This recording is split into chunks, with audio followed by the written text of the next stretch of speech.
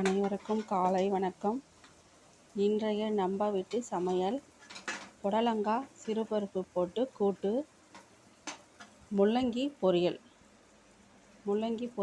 அவரைக்காய் பொரியல், சுட சுட சாதம். காலையில் டிஃபன்